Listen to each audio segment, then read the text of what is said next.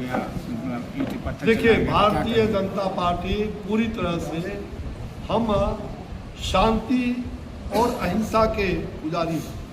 Bharatiya Janata party सिद्धांत से ही नहीं, व्यवहार से हम कभी भी अराजकता को स्वीकार नहीं कर सकते। कानून को हम कभी हाथ में नहीं ले सकते, और न कोई हाथ में कानून को अगर जो लेना चाहेगा। कानून का राज है, और कानून के राज में जो बंगाल की बात आपने कहा है, तो बंगाल में जो घटना कल घटी है, निश्चित रूप से लोगों का जो भी आक्रोश, जो भी उन्होंने पहले कुछ कहा था, उसके आक्रोश में ये घटना घटी है।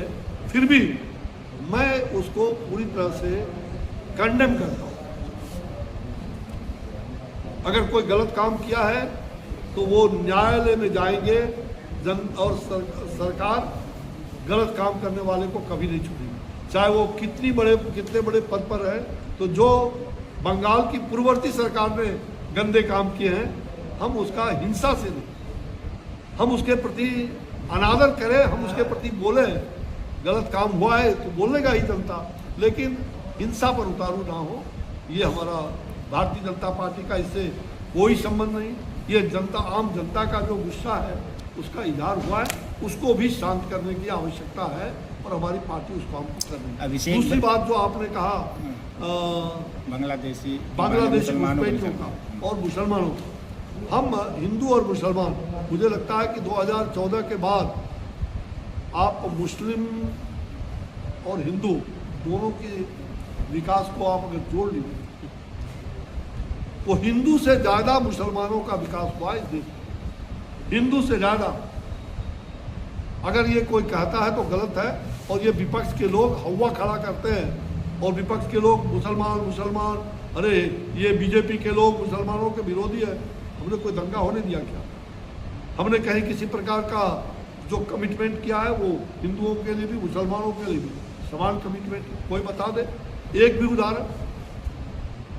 लेकिन ये विपक्ष के हमारे जो ललबुआ लोग हैं, ऊपर में डब्बू और नीचे सब्बू, ये जितने लोग देख रहे हैं, ये विपक्ष के नेता कौन है आप जानते हैं, बड़बोलेपन के शिकार है, और देश की निंदा विदेशों में करते हैं। कैसे देश बने? तो 1,70,000 करोड़ रुपए की योजना कोविड के वक्त में प्रधानमंत्री जी ने स्पेशल पैकेज उस समय दिया था। पूरी दुनिया जहां आर्थिक तंगी में था, अमेरिका जैसा शक्ति को भी बनाए रखा, और गरीबों को मरने से बचाने का काम किया, रोगियों को कोविड जैसे भयानक बीमारी से। और निश्चित रूप से हम ये कह सकते हैं कि हमारे यहाँ